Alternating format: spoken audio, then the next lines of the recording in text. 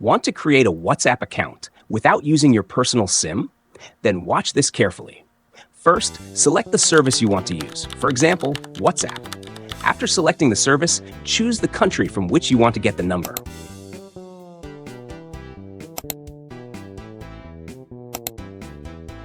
Once the country is selected, click on Get Code. As soon as you click it, you will instantly receive an online number.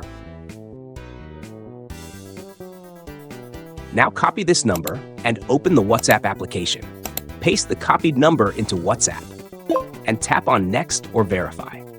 Now go back to the website and wait for a few seconds. You don't need to click anything, just wait.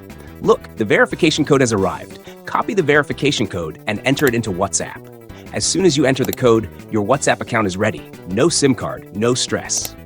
Using the same method, you can register Telegram, VK, Facebook, Instagram, dating apps, and payment apps too.